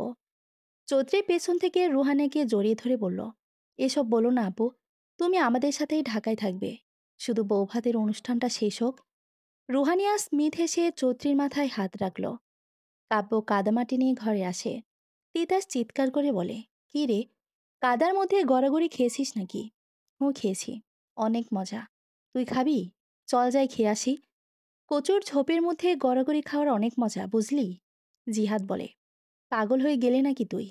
এবার কাব্য বলে, হ্যাঁ, পাগল হয়েছি। ওই বেদব পিচ্ছি বাচ্চা মেয়েটা আমায় পাগল বানিয়েছে। কার কথা বলছিস? কার কথা বলবো আবার? চৌত্রীর কথা। ও আবার তোকে কি করলো? কি করেনি সেটা জিজ্ঞেস কর। আসার পর থেকে আমাকে নাকানি চুবানি খাইয়ে যাচ্ছে। জিহাদ শব্দ করে হাসতে হাসতে বলে, এসব কথা আমাদের সামনে বলেছিস ঠিক আছে, কিন্তু অন্য কারো সামনে বলিস না। মান ইজ্জত খোয়াবি। এতটুকু বাচ্চা মেয়ে তোকে নাকানি চুবানি খাওয়ায়, হাসিস না তো। ওইটা বাচ্চা না, ধানি লঙ্কা। ওই মেয়েকে তো আমি ছাড়বো না দেখিস। আচ্ছা, রাগারাগি পরে করিস। এখন যা, পোশাক পাল্টে আয়। বৌভাতের অনুষ্ঠানের আয়োজন করা হয়েছে খেলার মাঠে। চৈত্রী আর সুন্দর করে সেজেছে। গাঢ় হলুদ রঙের একটা লেহেঙ্গা পরনে তার, ওড়নাটি গোলাপি কালার। সে যখন খাওয়ার জন্য যাচ্ছিল, কাব্য আর চোখে চৈত্রীকে দেখে। ওকে শুনিয়ে শুনিয়ে জিহাদকে বলে, মানুষের যে কমন সেন্সের এত অভাব। বউ ভাতের দিন পরেছে হলুদ ড্রেস, আজ গায়ে হলুদ না বউ ভাত সেটাই মনে হয় জানে না। চৌধুরী তেড়ে মেরে এগিয়ে এসে বলে, খোঁচা মেরে কথা বলছেন কেন? কাব্য আকাশ থেকে পড়ার মতো ভঙ্গি করে বলল, খোঁচা? কি রে জিহাদ, কি বলে এই মেয়ে? নাটক করবে না বলে দিচ্ছি। নাটক কেন করতে যাব? আচ্ছা, কোথায় খোঁচা দিয়েছে একটু দেখি তো। চৈত্রী আর কিছু না ভেবেই কাব্যর গলা চেপে ধরে বলল, আপনি অসহ্য রকমের এক ফাজিল লোক। জিহাদ কোনোরকম ওকে ধরে সরিয়ে বলে, আরে পিচ্চি আপু, রাগ করে না, ছাড়ো। রাগে ফুঁসে উঠে চৌত্রী যাওয়ার আগে বলে যায়, অসভ্য লোকটাকে সভ্যতা শিখিয়ে দিয়েন। জিহাদ কেন জানি না সবখানে রুহানিকে খুঁজছিল, কিন্তু রুহানিয়া আসেনি। সে আর না পেরে চৌত্রীকে ডেকে জিজ্ঞেস করেই ফেলে, রুহানি আসেনি? না তো। কেন? না এমনি। কেন আসেনি জানো কিছু? চৌত্রী মিথ্যে করে বলল, অসুস্থ একটু। ও। কিছুটা বিষণ্ণ দেখালো জিহাদকে। চৌত্রী হঠাৎ তখন লাফিয়ে ওঠে। খুশি আর উত্তেজনায় খেয়ালই করেনি কাব্য তখন জিহাদের পাশে এসে দাঁড়িয়েছে। সে ডান দিকে তাকিয়ে জিহাদ ভেবে কাব্যর হাত ধরে ঝাঁকাতে ঝাঁকাতে বলল, ওই তো আপায় আসছে, ওই তো আপায় আসছে। জিহাদও এবার সেদিকে তাকালো। লাল রঙের জর্জের শাড়ি পরেছে রুহানিয়া, চুলগুলো খোপা করা, খোপায় আবার ফুলের মালাও রয়েছে। কি ফুল জিহাদ দূর থেকে চিনতে পারল না। তার বুকটা হঠাৎ মোচড় দিয়ে ওঠে। কেমন যেন চিনচিনে একটা ব্যথা, নতুন এক ব্যথার সাথে পরিচিত হলো যেন। নাম কি এই ব্যথার? এদিকে কাব্য দাঁতে দাঁত চেপে চৈত্রীর দিকে তাকিয়ে রয়েছে। এবার সে ধমক দিয়ে বলে, আপা এসেছে তাতে তুমি হাত ধরে বাদরের মতো লাফাচ্ছ কেন? হাত ধরেছ ভালো কথা, তাতে তো তুমি ক্ষান্ত হওনি। বোন মানুষের মতো নখ হাতে, দেখো তো খামচি দিয়ে কি করলে। চৌত্রীর হাতের দিকে তাকিয়ে দেখল নগের দাগ খুব গাঢ় হয়ে আছে। সে আমতা আমতা করে বলল, বুঝতে পারেনি। সরি প্লিজ, রাখো তোমার সরি, ভাগো এখান থেকে। চৌত্রী দৌড়ে চলে যায় রোহানিয়ার কাছে, শক্ত করে জড়িয়ে ধরে বলে, আপাই রে, তোকে যে কি সুন্দর লাগছে, হাই আল্লাহ। আমার আপন কোনো ভাই থাকলে শিওর তার বউ করে নিতাম তোমায়। পাশ থেকে তখন জিহাদ বলে, তুমি চাইলে আমরা ধর্ম ভাই বোন হতে পারি। চৌত্রী ভ্রুকুচকে তাকায়। জিহাদ বলে, মজা করেছি। হেসে ফেলে চৌত্রী। হলে মন্দ হয় না। চৌত্রী দিশার সাথে খেতে চলে যায়। রুহানি একবার জিহাদের দিকে দৃষ্টি নিক্ষেপ করে পুনরায় দৃষ্টি নামিয়ে নেয়। জিহাদ এমনভাবে তাকিয়ে আছে যা তার এখন লজ্জা লাগছে। সে কণ্ঠ খাদে নামিয়ে বলে, থ্যাঙ্কস। থ্যাঙ্কস কিসের জন্য? কালামায় বোঝানোর জন্য। কি বলেন? এত বড় উপকার করলাম, আর আপনি শুধু থ্যাঙ্কস দিলেন? আর কি চাই? আমি তো ভাবলাম হাত ধরে সোজা কাজী অফিসে নিয়ে যাবেন। রোহানিয়া চোখ বড় বড় করে তাকায়। জিহাদ হেসে বলে, মজা করলাম। এ নিয়ে আপনাকে সুন্দর লাগছে। ওদের কথার মাঝে চৌত্রে কাঁদতে কাঁদতে ফিরে আসে। রুহানিয়া অস্থির চিত্তে বলে, কি হয়েছে, কাঁদিস কেন? চৌধুরী কিছু না বলে জোর করে চলে যাচ্ছিল। রুহানিয়া তাও বারবার জানতে চায়। কাঁদতে কাঁদতে চৈত্রী বলে, উনি আমার জামা নষ্ট করে দিছে। দিশাও ছুটে আসে তখন। ওর কাছে জানা যায় কাব্যর হাত থেকে তরকারি ঝোল পড়েছে চৈত্রীর লেহাঙ্গায়। তবে চৈত্রীর ভাষ্যমতে কাব্য প্রতিশোধ নেওয়ার জন্য কাজটা ইচ্ছে করেই করেছে। রুহানিয়া জিহাদের থেকে বিদায় নিয়ে চৈত্রীকে নিয়ে বাড়িতে ফিরে গেল। নতুন কোনো ড্রেসও পরবে না। মোট কথা, চৈত্রী যাবে না আর ওখানে। মামা মামি কাকা কাকি এসে চৈত্রীকে বুঝিয়ে রাজি করাতে পারল না। শেষে বাধ্য হয়ে শুভ্র এসে বোঝানোতে রাজি হয়েছে। সে কাব্যকে বকাঝকা করবে চৈত্রীর সামনে। এটা হলো শর্ত। রুহানিয়া ওর মায়ের অন্য একটা লাল শাড়ি চৈত্রীকে পরিয়ে দিয়েছে। রুহানিয়া যেভাবে সেজেছে চৈত্রীকেও সেভাবে সাজিয়ে দিয়েছে। শুভ্র এতক্ষণ বাইরে অপেক্ষা করছিল। চৈত্রীকে দিয়ে বিশ্বাস নেই, মত চেঞ্জ হতে সময় লাগবে না। তাই সে নিজেই সাথে করে নিয়ে যায়। প্রশংসা বাণী হিসেবে বলে, তোকে বউ বউ লাগছে পাখি। চৌত্রী মুখ গোমরা করে রেখেছে। কাব্যকে হেনস্থা না করা পর্যন্ত তার শান্তি নেই। দূর থেকে কাব্য ওদেরকে দেখতে পায়। সে দৃষ্টি সরাতে পারছে না। শাড়িতে চৈত্রীর বাচ্চা বাচ্চা ভাবটা একদম বোঝা যাচ্ছে না। সম্পূর্ণা মনে হচ্ছে। একজন পরিপূর্ণ নারী, সর্বত্র পূর্ণতার ছাপ। শাড়িতে কি আলাদা কিছু আছে? এই পোশাকটা এমন কেন? এমন কি আছে এই পোশাকে যেটার সাথে বাকি পোশাকের এত তফাত?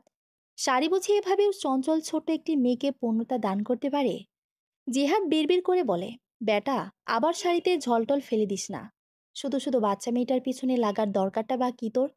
কাব্য আনমনে বলে, তখন আসলে কাজটা ঠিক হয়নি। তখন না আমি ইচ্ছে করে ওর ড্রেস নষ্ট করতাম, আর নাই এভাবে নিজে ফেসে যেতাম।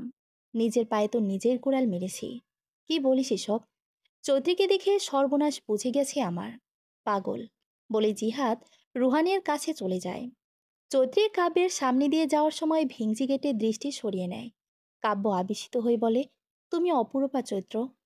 লোকজনের সরগম, সকলে খাওয়ায় ব্যস্ত।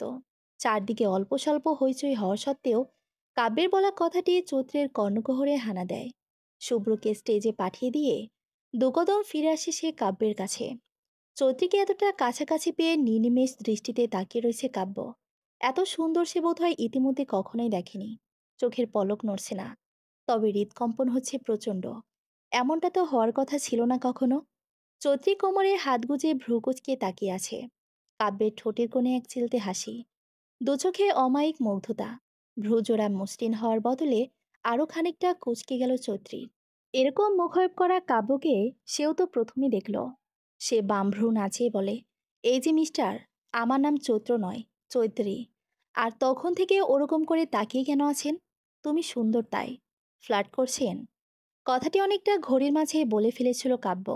চৌত্রীর করা কথার সুরে সে নিজেকে অল্প সময়ের জন্য হলেও সামনে নিল। পাঞ্জাবির কলার ঠিক করে বলল, তুমি ফ্লার্ট করার মতো মেয়ে নও। বাই দ্য ওয়ে, চৌত্রী থেকে চৈত্রর নামটা বেশি সুন্দর, তাই আগে বলবেন না? তাহলে বাবা মাকে বলতাম চৈত্রী নাম পাল্টে চৈত্র রাখতে। কাব্য হেসে ফেলে। চৈত্রের প্রথম খেয়াল করলো হাসলে কাব্যকে সুন্দর লাগে। কাব্য বলল, না বলে ভালোই করেছ। চৈত্রী কিছু বলল না, জিজ্ঞাসানোর দৃষ্টিতে তাকিয়ে রইল। কাব্য বাপ এসে হাসিটা হেসে চৈত্রীর চোখে চোখ রেখে বলল, ভালো হয়েছে এই জন্যই যে চৈত্র নামে শুধু আমি ডাকবো। পুরান পাগলে ভাত পায় না, নতুন পাগলের আমদানি। বলে চৈত্রী সেখান থেকে চলে যায়। কাব্য হাসে। যাওয়ার পথে তাকিয়ে থেকে বলে, শুধু পাগল নয় চৈত্র, তুমি তো আমায় বদ্ধ উন্মাদ বানিয়ে ফেলেছো এক দেখাতেই। অনুষ্ঠান সব শেষ, এবার বাড়িতে ফেরার পালা। সবকিছু রাতের মধ্যেই গোছগাছ করে রাখতে হবে। সকালে ট্রেন মিস দেওয়া যাবে না। তাই ক্লান্ত লাগা সত্ত্বেও সবাই এখন ব্যাগ প্যাকিং করছে। চৈত্রীর মা ওর ব্যাগ গুছিয়ে দিচ্ছে, তাই আর তার কাজ নেই কোনো। সে রুহানিয়ার রুমে এসে শুয়ে পড়েছে। খুব সম্ভবত এর মাঝে ঘুমিয়েও পড়েছে। সমুদ্র খুব হৈহুল্লোড় করে রুমে ঢুকলেও যখন দেখল চৈত্রী ঘুমোচ্ছে, তখন সে পা টিপে টিপে এগোলো। মন খারাপ করে রুহানিয়া ব্যাগ গোছাচ্ছিল। যত সে সবার সামনে ভালো থাকার অভিনয় করুক না কেন, দিন শেষে ভীষণ কষ্ট হয়। তবে এটাও ধ্রুব সত্য যে তাকে এই ঘর থেকে বের হয়ে আসতে হবে। শুভ্র এখন বিবাহিত, ওকে নিয়ে ভাবাটাও অন্যায়। এখান থেকে বের হতে হয়তো কিছুটা সময় লাগবে, কিন্তু তাকে পারতে হবে। সমুদ্রকে দেখে চোখের কোণ থেকে পানিটুকু মুছে বলল, কিরে হিরো, এখানে কি? সমুদ্র চাপা স্বরে জিজ্ঞেস করলো, সুইটহার্ট ঘুমিয়েছে? রুহানিয়া হেসে সমুদ্রের মাথায় হাত বুলিয়ে বলে, হ্যাঁ, তোর সুইটহার্ট ঘুমায়। এখন কি দরকার ওরকে? সুইটহার্টকে তো দরকার নেই, তোমাকে দরকার। রুহানিয়ার চোখ দুটো বড় বড় হয়ে যায়। সমুদ্রের গাল টিপে ধরে বলে, শেষমেশ কি তুই আমাকেও লাইন মারছিস? আহ, ব্যথা লাগছে আপু। লাগো, তোর ফাইজলামও ছুটাবো আমি। সমুদ্র নিজেকে ছাড়িয়ে নিয়ে একটু দূরত্ব বজায় রেখে দাঁড়ালো। বলল, তুমি তো আমার আপু হও, তোমায় কেন লাইন মারবো? চৈত্রও তো তোর আপু হয়, ওকে কেন লাইন মারিস? ছি, ও আমার সুইটহার্ট হয়, ওকে কি আমি আপু ডাকি? তুমি আমার আপু হও, তাই তোমাকে আপু ডাকি। সমুদ্রকে কিছুটা গম্ভীর দেখালো। রুহানিয়া শব্দ করে হেসে ফেলে। বসা থেকে উঠে আবার ব্যাগ গোছাতে গোছাতে বলে, আচ্ছা, এখন আমাকে কি দরকার তোর শুনি? তোমাকে আমার দরকার নেই, শুভ্র ভাইয়ার বন্ধুর দরকার। রুহানিয়া অবাক হয়ে জিজ্ঞেস করে, কোন বন্ধু? উম কি যেন নাম?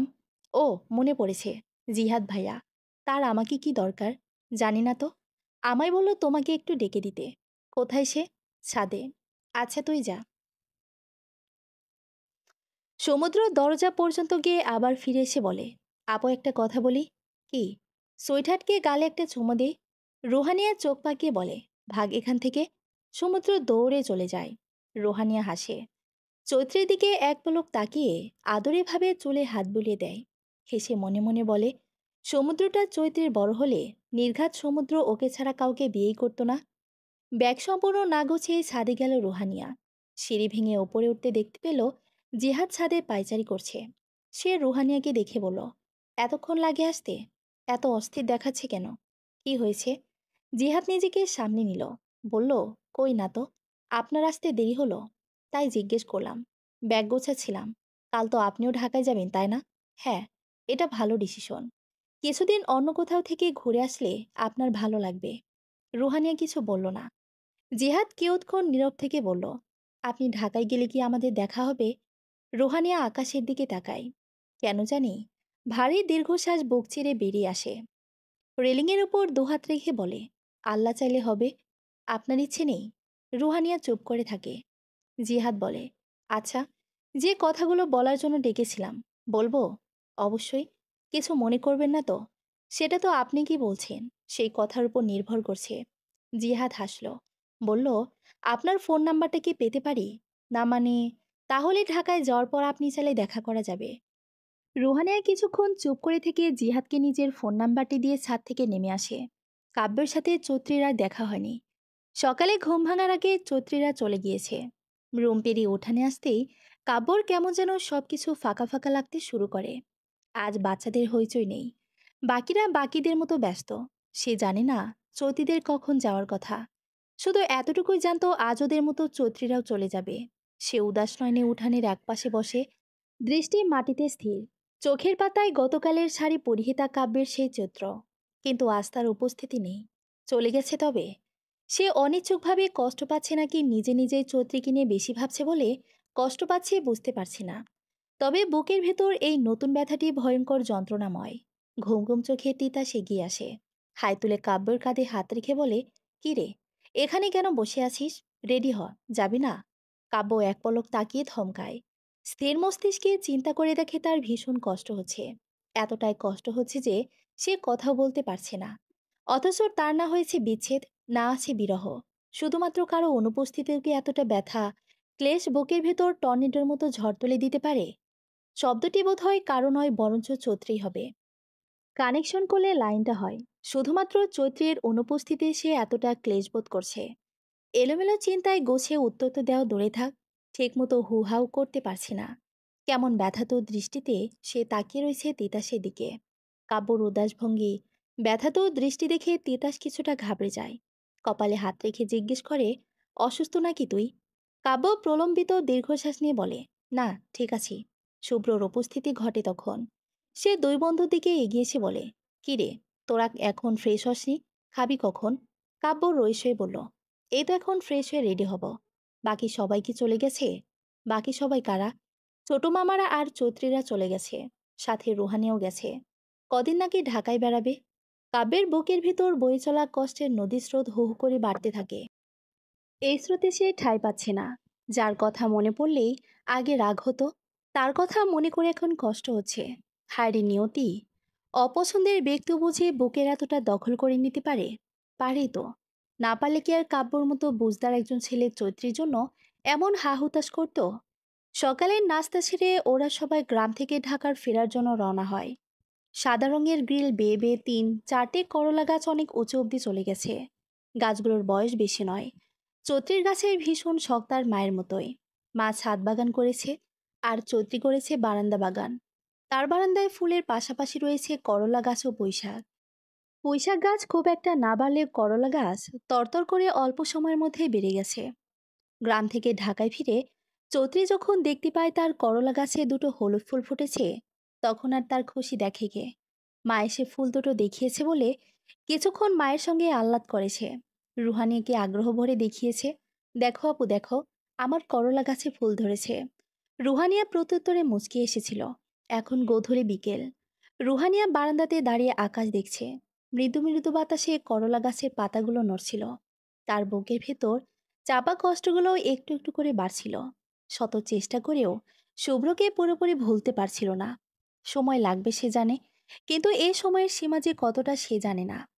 আর জানে না বলে স্বস্তি পাচ্ছে না। শুধু দাঁতে দাঁত চেপে ধৈর্য ধরে যাচ্ছে। নীরবে কখনো কখনো আবার চোখের পানিও ফেলছে। ভেবেছিল শুভ্রর থেকে দূরে আসলে হয়তো ভালো থাকবে। অথচ তার ভাবনা ভুল ছিল। কোনো কিছু করে সে ভালো থাকতে পারছে না। কষ্ট তার পিছু ছাড়ছেই না।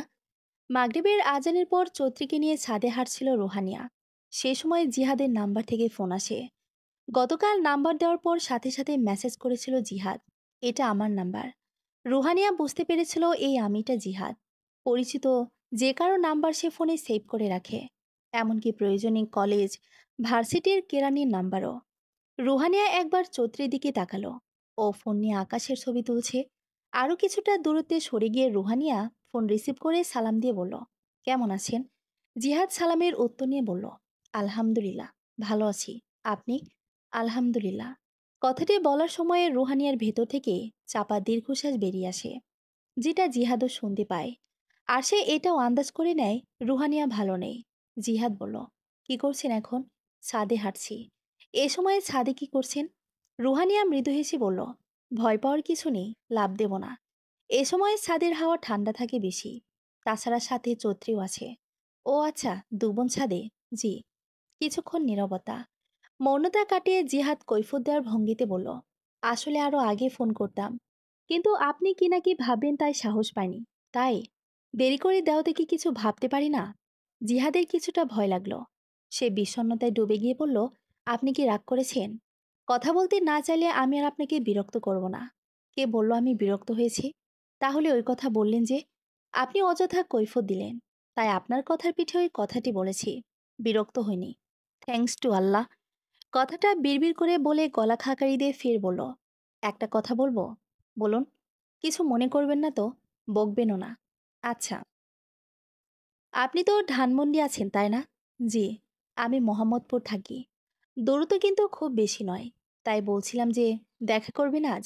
এখন? সাহস নিয়ে কথাটি বললেও মনে মনে জিহাদ একটু ভয়ই পাচ্ছিল। রুহানিয়া আবার না তাকে স্যাঁচরা ভেবে বসে। আত্মের সত্যিকার অর্থে সে রুহানির জন্যই দেখা করতে চেয়েছিল। বাইরে বের হলে, ঘুরলে অল্প সময়ের জন্য হলেও রুহানিয়ার মন ভালো হবে। তাই দেখা করার প্রস্তাব জানিয়েছে জিহাদ। রুহানিয়া কয়েক সেকেন্ড চুপ করে থেকে বলল, কিন্তু এখন কিভাবে সম্ভব? আপনি চাইলেই সম্ভব। সন্ধ্যা মাত্র। ঢাকা শহর অনেক রাত অবধি জেগে থাকে। আপনি চৈত্রীকে সাথে নিয়ে বের হন। বাড়িতে থাকতে রুহানিয়ারও ভালো লাগছিল না। বাইরে যেতে পারলে তার ভালো লাগবে বলে ধারণা। তবে সে অবশ্য আজ নয়। কাল সকালে চৈত্রীকে নিয়ে কোথাও ঘুরতে যেতে চেয়েছিল। এদিকে জিহাদ যখন এত করে বলছিল, তখন সে মুখের উপর নাও করে দিতে পারছে না। সে চৈত্রের দিকে একবার তাকিয়ে বলল, কিন্তু চৈত্রীকে কি বলবো? বলবেন বাসায় ভালো লাগছে না, বাইরে কফি খাবেন। ও যে রেস্টুরেন্ট নিয়ে যাবে, ওই রেস্টুরেন্টের ঠিকানা নিয়ে আমায় মেসেজ করুন। ঠিক আছে, এখন রাখছি। চৈত্রীকে বলা মাত্রই রাজি হয়ে যায়। কারণ সে খুব ভালো করে জানে রুহানিয়ার মাইন্ড রিফ্রেশ করা প্রয়োজন। রুমে গিয়ে দুজনে তৈরি হয়ে বেরিয়ে পড়ে। বাড়ি থেকে রেস্টুরেন্ট খুব একটা দূরেও নয়, তাই বাবা মা নিষেধ করেনি। রিকশায় উঠে রেস্টুরেন্টের নাম জিজ্ঞেস করে জিহাদকে মেসেজ করে দিয়েছে রুহানিয়া। ওরা রেস্টুরেন্টের কাছে পৌঁছিয়ে দূরে জিহাদকে দেখতে পায়। চৌধুরী তখনও তাকে দেখেনি। রুহানিয়া মেসেজ করে, এত জলদি চলে এলেন? জিহাদের রিপ্লাই আসে, আপনাদের সাজুগুজু করা লাগে, কিন্তু আমাদের এত সাজুগুজু করা লাগে না। সাথে হাসির ইমোজি। চৌধুরী রুহানিকে মৃদু ধাক্কা দিতেই ফোনের স্ক্রিন থেকে চোখ সরায় রুহানিয়া। দুজনে চলে যায় রেস্টুরেন্টের ভেতরে। জিহাদের দিকে রাগী দৃষ্টিতে তাকিয়ে আছে কাব্য। তার চোখে অজস্র ঘুম। ইচ্ছে করছে জিহাদকে কাঁচা গিলে খেতে, কিন্তু এটা সম্ভব নয়। হাজার হোক, বন্ধু মানুষ। সে নিভু নিভু দৃষ্টিতে জিহাদের দিকে তাকিয়ে বলল, এভাবে ঘুম থেকে টেনে টুনে তুলে রাস্তায় দাঁড় করে রেখেছিস কেন? আরে বেটা, তুই দেখে ঘুমে ঢলে পড়ে যাচ্ছিস, তাও তো তোর একটু দয়ামায়া হলো না? তিতাস তখন বাসায় থাকলে তখন আনতাম না বন্ধু। সত্যি, নাটক বন্ধ কর। কেন এসেছি আমরা সেটা বল। রুহানিয়ার সাথে দেখা করতে। চোখ বড় বড় হয়ে যায় কাব্যর। বিস্ময়ভূত হয়ে জিজ্ঞেস করে, কার সাথে? রুহানিয়ার সাথে। তোকে পরে সব খুলে বলবো। এখন চোখে মুখে একটু পানি দিয়ে তুই স্বাভাবিক হ। আমার স্বাভাবিক হওয়া লাগবে কেন? তুই কি আমাকে দেখতে এসেছে? শালা, তলে তলে এত দূর। না জেনে উল্টাপাল্টা কথা বলিস না শালা। এখন চল। রেস্টুরেন্টে গিয়ে জিহাদকে আগে পাঠিয়ে দিয়ে কাব্য ওয়াশরুমে যায়। মেয়ে মানুষের সামনে কি আর এমন এলোমেলোভাবে যাওয়া যায়? মান ইজ্জতেরও তো একটা ব্যাপার আছে। বাসায় যে টি শার্ট পরে ঘুমিয়েছিল সেটাই পরে এসেছে। শুধু ওপরে একটা শার্ট জড়িয়েছে। শার্ট টেনে টেনে ঠিক করে চোখে মুখে পানি দিয়ে ঘুম ঘুম ভাবটা দূর করলো। দূর করলে বললে মিথ্যে বলা হবে। কারণ ঘুম ভাবটা তার এখনো কাটেনি। সে চেষ্টা করছে। চুলগুলো পানি দিয়ে ভিজিয়ে হাত দিয়ে ঠিক করতে করতে ভেতরে ঢোকে। তার দিকে পিঠ করে বসেছিল রুহানি আর চৌধুরী। কাব্যকে দেখে বসার জায়গা দিয়ে জিহাদ একটু সরে বসে বলল, এখানে বস। চৌধুরী ঘাড় ঘুরিয়ে পেছনে তাকানোর আগেই কাব্য এসে তার সামনে বসেছে। দুজন এখন মুখোমুখি।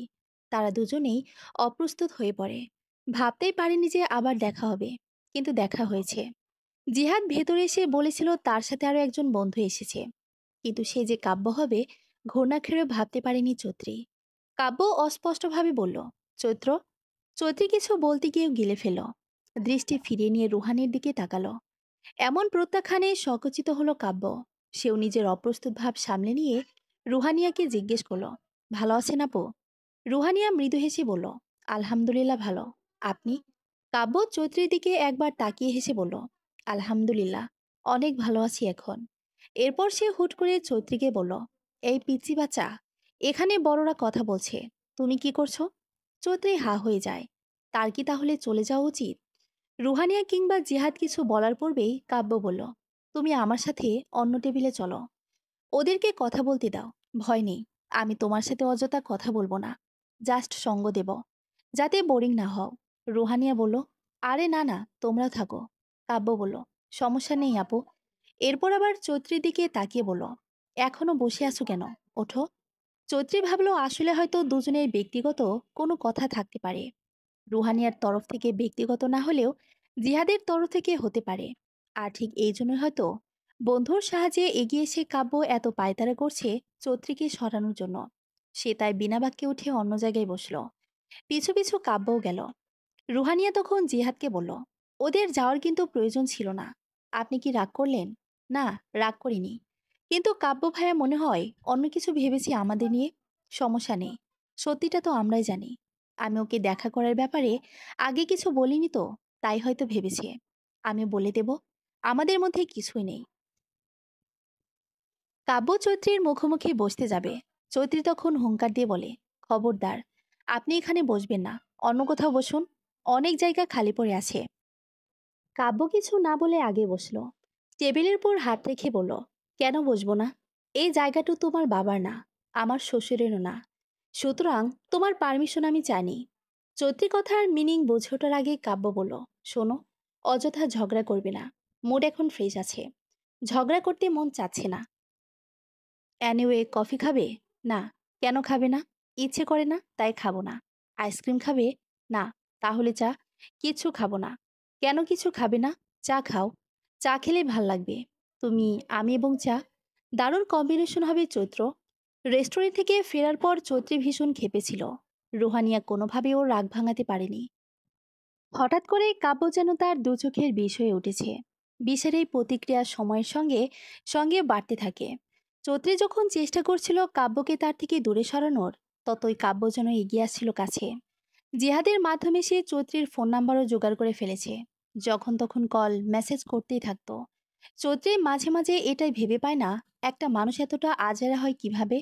অথচ মানুষটা কিন্তু চাকরিও করে। আসল কথা হলো, পছন্দের মানুষটিকে কি করে ট্রিট দিতে হয়, করতে হয়, কিভাবে সময় দিতে হয়, সেটা ব্যস্ততা কিংবা কাজের ওপর নয়, বরঞ্চ নিজের ইচ্ছে শক্তির উপর নির্ভর করে। শুধু যে কাব্য চৈত্রের হাওয়া বদল হচ্ছিল তাই নয়, জিহাদ রুহানিয়ার মাঝেও হাওয়ার বদল ঘটেছে ব্যাপক। জিহাদের সঙ্গ পেয়ে রুহানিয়া অনেকটাই মুভ অন করে ফেলেছে।